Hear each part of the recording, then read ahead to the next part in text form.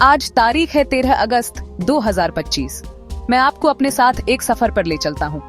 ये सफर है कश्मीर के एक छोटे से अनजाने से गांव का। इस गांव का नाम नक्शे पर शायद ही मिले, पर इसकी कहानी हर दिल में बस जाती है।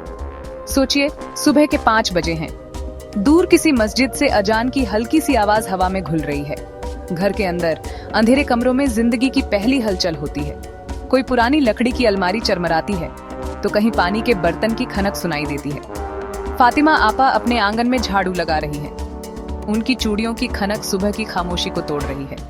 उनके शौहर गुलाम साहब बकरियों को बाड़े से बाहर निकाल रहे हैं। बच्चे अभी भी अपनी नरम रजाइयों में दुबके हुए हैं, सपनों की दुनिया में खोए हुए। लेकिन उन्हें भी पता है कि बस कुछ ही देर में अम्मी की आवाज आएगी। अब चाय की खुशबू हर घर से उठने लगी है।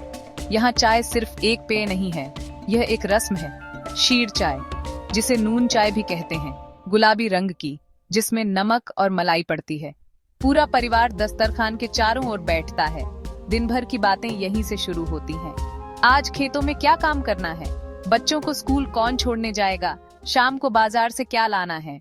बच्चे अपनी यूनिफॉर्म पहने, कंधों पर बस्ता टांगे स्कूल की तरफ चल पड़ते हैं। उनकी हंसी और खिलखिलाहट पूरी वादी में गूंजती है। उनके चेहरे पर एक मासूमियत है, एक चमक है। सुबह की पहली किरण जब उनके चेहरों पर पड़ती है तो ऐसा लगता है जैसे पूरी कायनात उन्हें दुआएं दे रही हो। ये सिर्फ एक सुबह नहीं, यह एक वादा है, एक बेहतर कल का वादा। सुबह की चाय के बाद गांव के मर्द अपने खेतों की ओर निकल पड़ते हैं। यहाँ की जमीन सोना उगलती है। सेब के बाग, केसर के खेत और धान की क्यारियां, यही तो इनकी दुनिया है। जब सेब पकने का मौसम आता है तो पूरा गांव एक साथ काम करता है। कोई पेड़ों से सेब तोड़ता है, कोई उन्हें टोकरियों में भरता है, तो कोई उन्हें बाजार ले जाने के लिए लकड़ी की पेटियों में सजाता है। औरतें भी दिन भर घर और खेत के कामों में लगी रहती हैं। घर की साफ सफाई, खाना बनाना, बच्चों की देखभाल, यह सब उनकी जिम्मेदारी होती है। इसके अलावा वे खेतों में भी मर्दों का हाथ बंटाती हैं। दोपहर में जब बच्चे स्कूल से लौटते हैं तो माँ के हाथ का बना गर्मा गर्म खाना उनका इंतजार कर रहा होता है।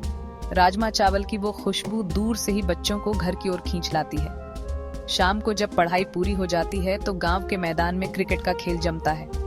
लकड़ी के फट्टों से बने बल्ले और पुरानी गेंद से ही सही, पर उनका जोश देखने लायक होता है। शाम ढलते ही सब अपने अपने घरों की ओर लौट आते हैं। दिन भर की थकान के बाद परिवार एक बार फिर दस्तरख्वान पर इकट्ठा होता है। खाना खाते खाते दिन भर की बातें होती हैं। हफ्ते में एक दिन गांव के पास वाले कस्बे में बाजार लगता है। यह दिन गांव वालों के लिए किसी त्योहार से कम नहीं होता। सुबह से ही तैयारियां शुरू हो जाती हैं। हर तरफ शोर, हर तरफ रौनक। कोई सब्जियां बेच रहा है, कोई कपड़े, कहीं मसालों की महक है तो कहीं गर्मा गर्म जलेबियों की। ये बाजार सिर्फ खरीद फरोख्त की जगह नहीं, ये लोगों के मिलने जुलने का एक बहाना है। और जब कोई त्योहार आता है तो गांव की खुशी दोगुनी हो जाती है। ईद हो या कोई स्थानीय मेला, पूरा गांव एक परिवार की तरह उसे मनाता है।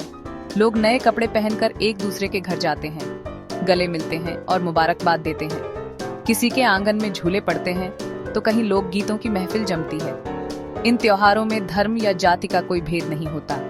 सब मिलकर हंसते हैं, गाते हैं और खुशियां बांटते हैं। शादी ब्याह में कई दिनों तक रस्में चलती हैं। लड़कियां मिलकर पारंपरिक गीत गाती हैं, जिन्हें वनवुन कहा जाता है। खाने में यहाँ का खास वाजवान बनता है, जिसमें 36 तरह के पकवान होते हैं। दुख में भी सब एक दूसरे का सहारा बनते हैं। अगर किसी का घर बनाना हो तो पूरा गांव मिलकर हाथ बंटाता है। ये परंपराएं सिर्फ रस्में नहीं हैं, ये वो गोंद हैं जो इस समुदाय को मुश्किल वक्त में भी एक साथ जोड़े रखती हैं। यहाँ का मौसम भी बड़ा अजीब है। इसके कई रंग हैं। गर्मियों में जब सूरज चमकता है तो चारों तरफ हरियाली की चादर बिछ जाती है। लेकिन यही मौसम कभी कभी मुश्किल भी बन जाता है। फिर आती है सर्दी, जो अपने साथ बर्फ की सफेद चादर लेकर आती है। हर तरफ सिर्फ बर्फ ही बर्फ। ये नजारा देखने में जितना खूबसूरत लगता है, जिंदगी को उतना ही मुश्किल बना देता है। लेकिन कश्मीरी लोगों ने इस मुश्किल से भी जीना सीख लिया है। वे सर्दियों के लिए पहले से ही राशन और लकड़ी जमा करके रख लेते हैं। बर्फबारी के दौरान जब सारे काम बंद हो जाते हैं तो वे घरों में कांगड़ी के पास बैठकर एक दूसरे का साथ निभाते हैं। इन मुश्किलों के बावजूद यहाँ के लोगों के चेहरों पर आपको शिकन नहीं दिखेगी। वे हर हाल में मुस्कुराना जानते हैं। उनका आपसी भाईचारा और एकता ही उनकी सबसे बड़ी दौलत है। इस घाटी की असली कहानी सिर्फ इसकी खूबसूरती में नहीं, बल्कि यहाँ के लोगों के जज्बे में है। ये लोग हर दिन छोटी छोटी लड़ाइयां लड़ते हैं, कभी मौसम से, कभी हालातों से, लेकिन वे हार नहीं मानते। सूरज ढल रहा है और गांव फिर से खामोशी की चादर ओढ़ रहा है, लेकिन यह खामोशी हार की नहीं, बल्कि एक और सुबह के इंतजार की है। एक ऐसी सुबह जो अपने साथ नई उम्मीदें, नए सपने और जीने का एक नया हौसला लेकर आएगी।